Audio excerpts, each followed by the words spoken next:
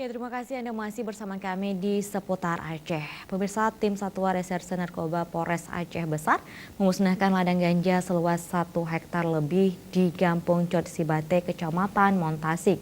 Untuk menuju lokasi ladang tersebut, petugas harus melalui medan yang tergolong sulit.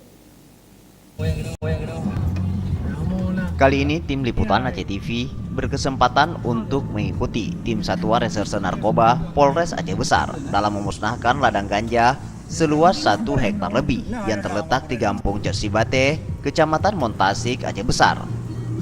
Untuk sampai ke lokasi ladang bukanlah perkara mudah untuk menemukan hamparan daun ganja yang diperkirakan berusia 1 hingga 3 bulan itu.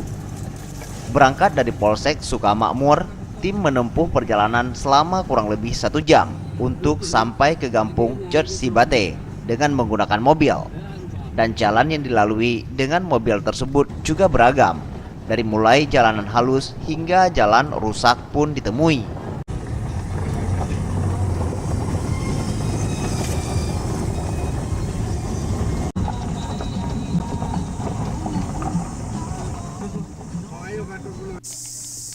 Setelah menggunakan mobil, tim lalu berganti dengan berjalan kaki dengan menyusuri jalan setapak yang ditumbuhi tanaman liar dan membuat medan yang ditempuh cukup menyulitkan.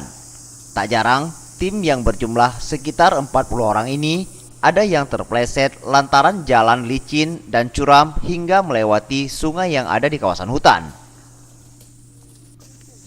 Setelah sampai ke lokasi ladang yang menempuh perjalanan dengan berjalan kaki selama 45 menit, akhirnya tim menemukan ladang narkotika golongan 1 tersebut. Hamparan tanaman ganja yang berumur kurang lebih 3 bulan ini tampak berbaris rapi, langsung dicabut, ditumpuk, dan dibakar. Tim Liputan Aceh TV.